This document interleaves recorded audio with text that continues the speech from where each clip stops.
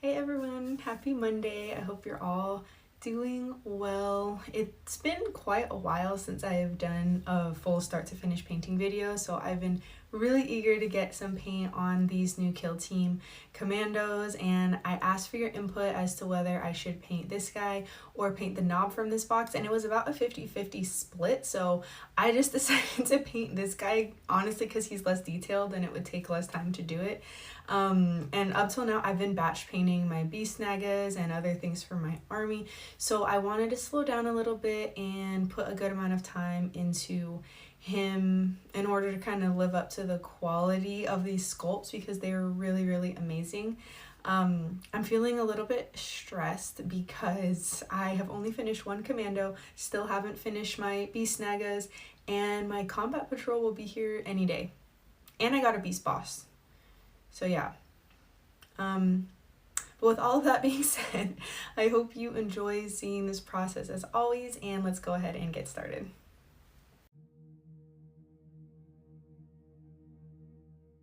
Alright, I went ahead and primed him gray. This is my usual priming color that I prefer. I'm taking this color called Scurvy Green by Vallejo. You could also use Cabalite Green, that's the Citadel version, but I just had this one on hand, so this is what I'm using. And I am just base coating all of the skin with this color.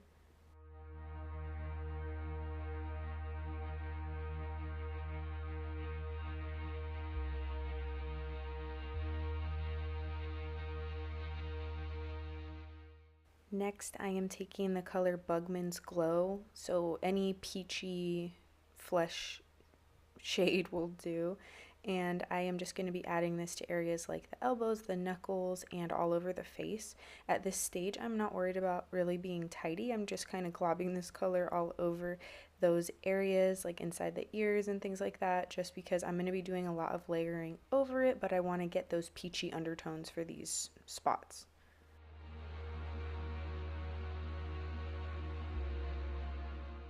Next, I am taking the Rakelin Flesh Shade and I am just going to be putting that pretty heavily all over all of the skin. So the green parts and the peachy parts alike are going to be getting a good wash with this color. And then once that is dry, I am going to be starting on the eyes relatively early so that it's more of a low stress situation. And I take Flash Gets Yellow. This is my go-to eyeball color for my orcs. And I am just putting this into the eye sockets as neatly as I can, but not really going crazy over it since it's pretty easy to clean up. I think that putting too much of the paint is not as bad as not putting enough. I think it looks more sloppy if you don't put enough color in there, because if you put too much, you can just clean it up after. So I just go right in and then I take black and I am just kind of cutting the eye in half with that black, trying to make it look like more of a sliver rather than a round pupil, just to make him look a little bit more menacing.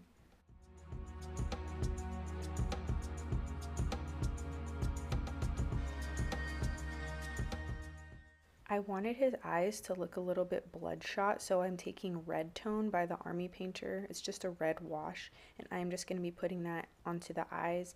I'm kind of putting a lot, and then I clear it out before it dries to just the edges to give him that bloodshot look. I also didn't film it, but I did put a little white dot in the center of the pupil. Okay, this is a light green color. Any light green will do. It's kind of pastel-y almost. And I am just going to be picking out all of the high parts on his face. Not really worried about blending at all at this point. I'm just identifying all of the highest parts and covering them with this color to be blended later. After this, I go ahead and do that same thing for the rest of his skin. Again, not worried about layering or blending it on. I'm just placing it on the high parts.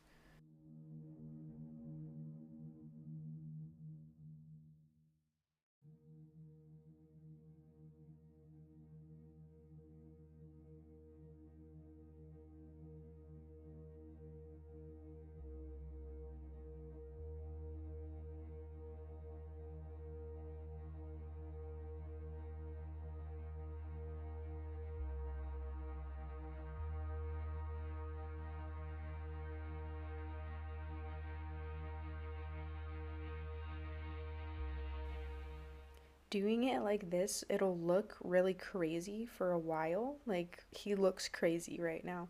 But what I do next is I take that same exact color I use for the highlight and I mix it 50-50 with Lamy and medium. You can also use water. Sometimes I use water as well. And the consistency should be like this. So it's very thin, and then I am going to blur all of the edges that I just did. I really like the look of this, like making this type of glaze and using it for the blending. I think it looks really, really good. And typically I'd use oil paints for the skin, but I wanted to challenge myself and see if I could get the same quality blends with just acrylics, and I think I achieved it. I actually almost like the look of this better, even though it takes a lot longer. And when you first do this, you may feel like, oh, it doesn't blend as well, or like the blends don't look as smooth, but just keep adding layer and layer and layer on top of each other, and you'll start to see it come together. It's really satisfying, actually.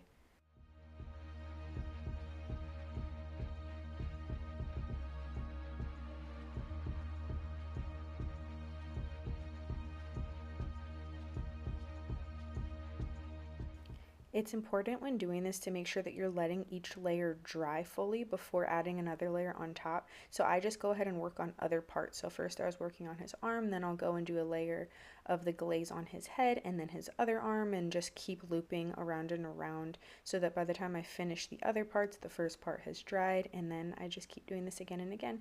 It is a little bit time consuming, but I personally really enjoy this way of blending.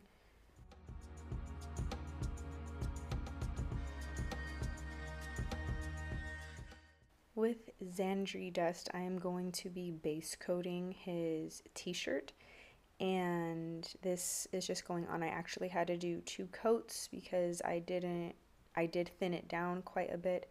I'm going in with soft tone and doing a pretty decently thick layer, or I guess wash of this, because I really wanted the dark parts to be dark. I want to bring out that contrast as much as possible, but still being mindful of the way that it pools. You don't want it to look crazy and weird.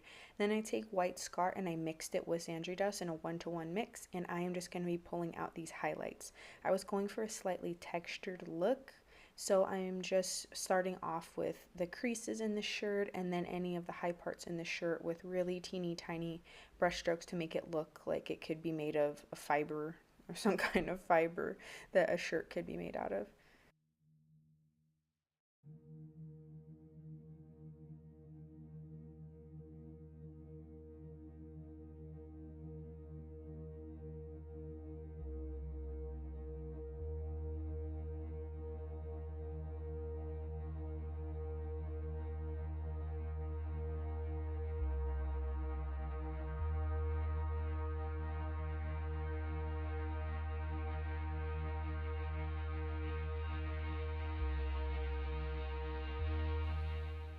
Next, I am taking Lamy and Medium and mixing it with that color that I used as a highlight.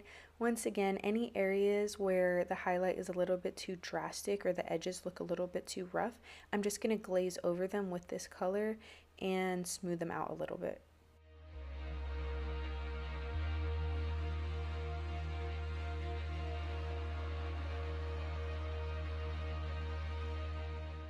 His pants are going to be blue. I'm using Oxford blue and whatever the second one is. It's basically just a dark deep blue and a medium blue that has a little bit of a gray tone to it. And I am doing this the exact same way that I did for the shirt, with a base coat, then using the second color as a highlight, and then glazing around any areas where I think the blends needed to be smoother.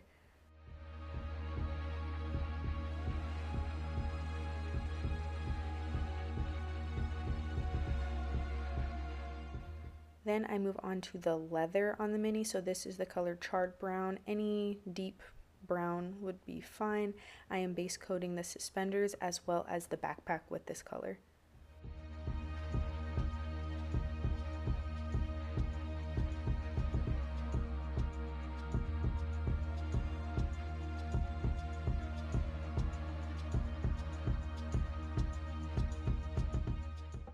Once that is dry, I'm taking my Nuln oil. I was trying to show here how little of this I had left because I've spilled it twice just this month. Ridiculous. Anyway, I'm doing a very heavy wash with Nuln oil. I found that using a thick wash of Nuln oil over dark brown gives it a really leathery type finish. and then that color was XV88. So I'm doing a little bit of edge highlighting here, not worrying so much about if the lines seem drastic because we will be kind of buffing them out a little bit later, but I do want to bring attention to all of the corners and the edges and things like that, just to make that contrast pop out a little bit more. And then the next thing I do is I take a very old, messed up frayed brush, and I am going to be using the same color, so it was XV88, and I am going to be kind of, I don't want to say dry brushing, but kind of. It's, I guess you could call it over brushing or whatever, I don't know. But I am buffing out all of the edges that I previously edge highlighted just to make them look a little bit more rugged and blend those colors out, as well as give it a really cool leathery texture all over. I wanted to bring out the highlights just a little bit more, so I'm taking a Shab T-bone on that same brush and just lightly, very lightly, brushing it over some of those areas to bring even more texture. This is the easiest and quickest leather recipe. I've done a lot of experimenting, and I feel like this is just very effective, very simple. That was Rust Gray, which is this kind of, I like to call it Space Wolves Gray. I know they're slightly different, but it just reminds me of Space Wolves. So I'm painting the straps on the backpack to give it some shift in color, and then I am taking soft tone and just letting that pool up because I was lazy and didn't want to edge highlight those, so just throwing a wash on there was the solution. These are the two metals I'm using, Retributor Armor and Lead Belcher, and I am just going to be painting all the things that are bronze with that first color and all the things that are silver with that second color. Here on the backpack, I'm not worried so much about the little net over. I'm just kind of pretending it's not there at this point because obviously I will be painting over it. So I just wanted to save myself the grief of trying to paint through all of the little openings in the net and just pretend it's not there and paint over it later. And I'm just picking out all these little bronze details on this guy.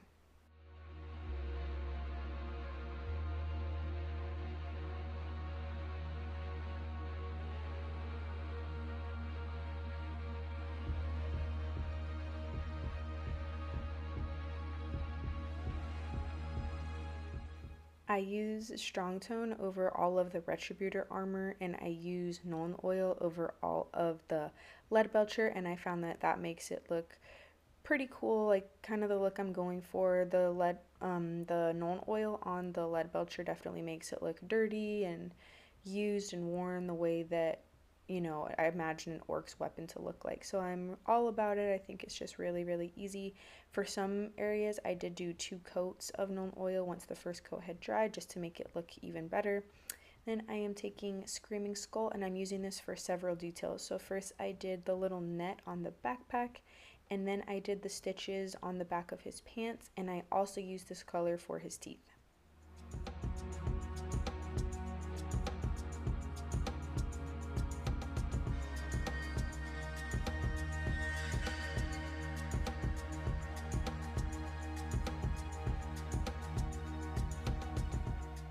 Then I am taking Abaddon Black. I will be putting this onto the boots, and this is going to be the easiest, laziest black leather recipe ever.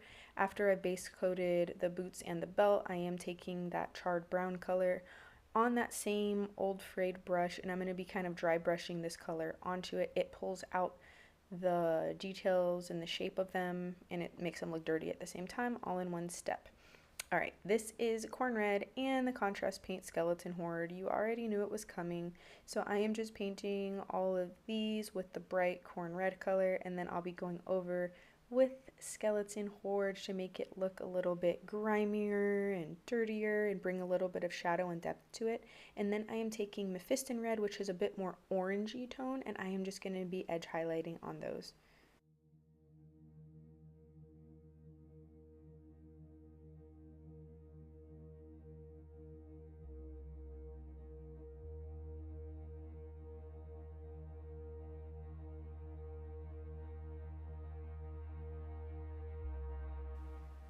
All right, I have Celestial Gray and Nuln Oil. I am using this color for any details that I have missed so far, just random little things. This guy wasn't overly detailed. I think he might be the least detailed out of any of the commandos. Still has a lot of detail, but just relatively speaking. we don't have a whole lot going on here, which I was honestly thankful about. I changed my mind about these little stripy things on the pants. I thought I wanted them blue, but then I wanted to make them pop. So I hit them with Celestial Gray, hit everything with non oil, and that was it. But then I decided, you know what? I'm going to use Blood for the Blood God. I don't use blood effects a lot on my minis. I feel like if you overuse it, it kind of takes away from everything as a whole. But this guy's a slasher, and he has these knives I wanted to bring a little bit more attention to, so I did dab some of this on those knives. Overall, I really like the effect. This is probably my favorite blood effect.